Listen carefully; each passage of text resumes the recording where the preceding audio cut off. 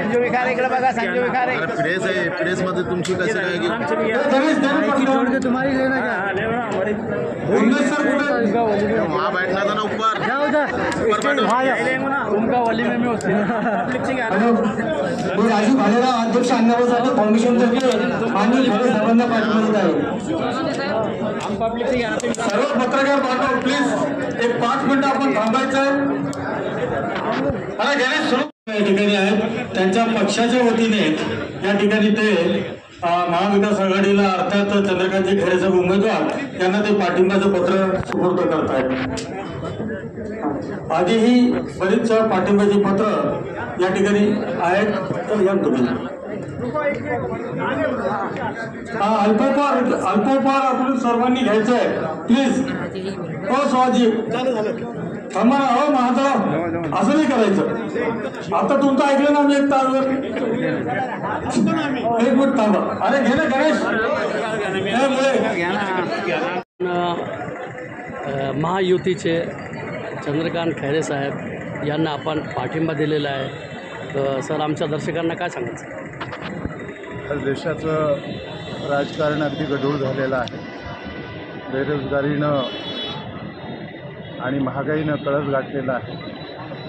शेतकरी दिवसेंदिवस आत्महत्या करत आहेत, त्यांच्या शेतीमालाला हमीभाव मिळत नाही।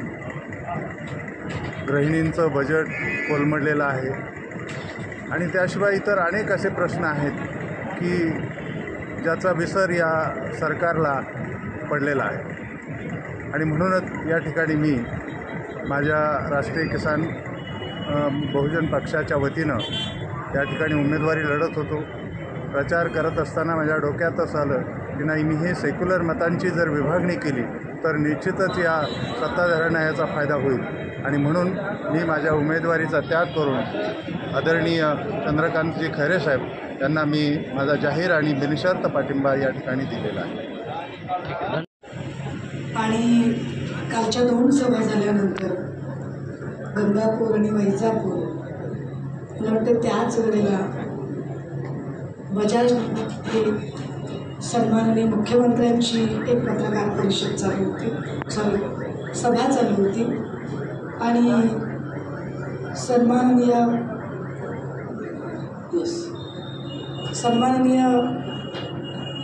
मुख्यमंत्री महोदय या सभेला उपस्थित होते। मला असं वाटलं की मुख्यमंत्री महोदय काहीतरी आम्हाला नवीन सांगतील, मुख्यमंत्री महोदय संभाजीनगरच्या एकूण प्रश्नांवर आपली भूमिका मांडतील, इथलं काय त्यांचं काम आहे त्यावरही ते बोलतील। परंतु ज्या पद्धतीने काल त्यांनी एकूण भ्रमनिरास केला आणि त्यांनी जी भूमिका मांडली, तत्पूर्वी जी भूमिका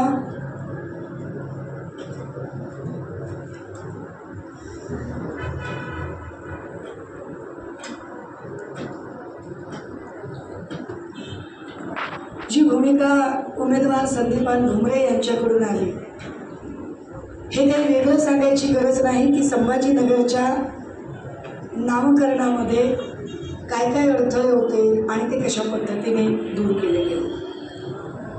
या शहराचं नामकरण हे संभाजीनगर व्हावं याचा जो पहिला निर्णय होता, हा पहिला निर्णय हा सन्माननीय पक्षप्रमुख उद्धव साहेब मुख्यमंत्री असताना झाला। त्यानंतर निव्वळ आणि निव्वळ श्रेयवादासाठी म्हणून भाजपा आणि महायुतीकडून ठरवून त्यांचीच माणसं आक्षेप व्यक्त करणाऱ्या याचिका घेऊन कोर्टाकडे गेली। आजचा दिवस चांगला आहे की त्या सगळ्या याचिका कोर्टाने खारिज केलेल्या आहेत आणि या नामकरणाचा मार्ग मोकळा झालेला आहे। पण श्रेयवादाचं राजकारण करताना काल मुख्यमंत्री महोदय असं म्हणाले की संदीपान भुमरेंमुळे हे नामकरण झालेलं आहे। सन्माननीय मुख्यमंत्र्यांकडून एवढं बालिश स्टेटमेंट मला निश्चितच अपेक्षित नाही की संदीपान भुमरेंच्यामुळे नामकरण झालेलं आहे। दुसरी महत्त्वाची गोष्ट अशी की 2 टप्प्यातलं मतदान झालेलं आहे, 3ऱ्या टप्प्यातलं काल पार पडलेलं आहे। या 3 टप्प्यातली एकूण मतांची टक्केवारी बघता मागच्या वेळेला दुसऱ्या टप्प्याचं मतदान झाल्यानंतर जनरली निवडणूक आयोगाकडून मतदान झाल्यानंतर अवघ्या 2-3 तासांमध्ये मतांची टक्केवारी एकूण किती आहे ही प्रकाशित केली जाते.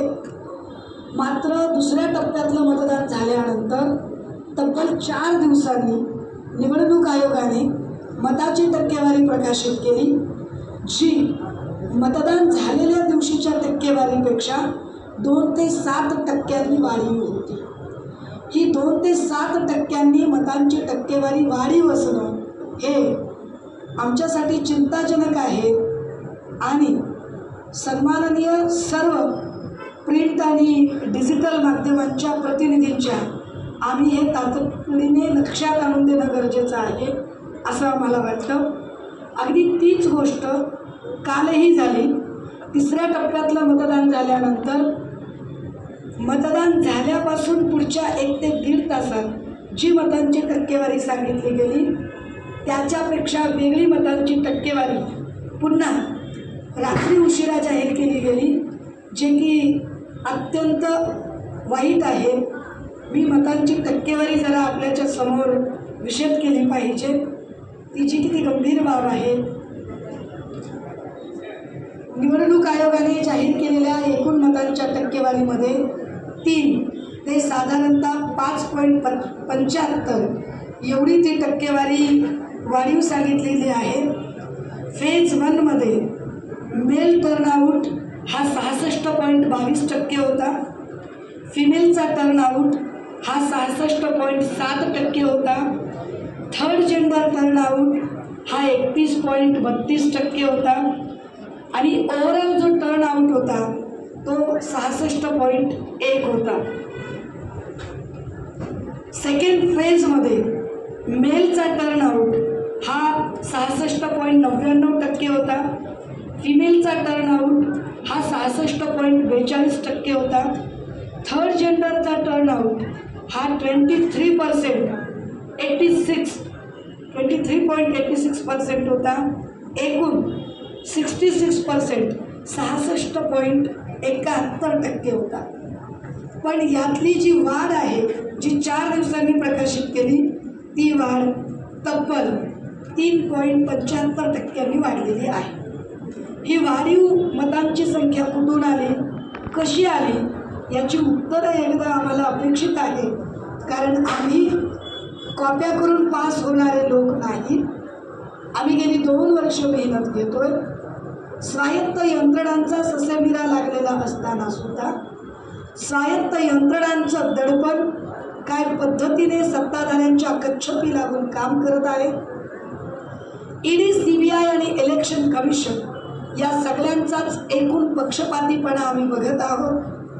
कारण जे लोक जाहीरपणे पैसे वाटतात, ज्यांचे व्हिडिओज आम्ही ट्विट करतोय, ज्याची माहिती आम्ही देतोय की ठाण्यामध्ये एक मीनाक्षी महापौर नावाच्या उपमहापौर ज्यांचा पैसे वाटतानाचा व्हिडिओ मी स्वतः ट्विट केला, ज्याच्यावर एकाही शब्दाने निवडणूक आयोगाने आक्षेप घेतला नाही. काल MCPचे नेते रोहित पवार यांनी काटेवाडीमधला पैसे वाटप करतानाचा व्हिडिओ ट्विट केला, त्यावरही कारवाई नाही.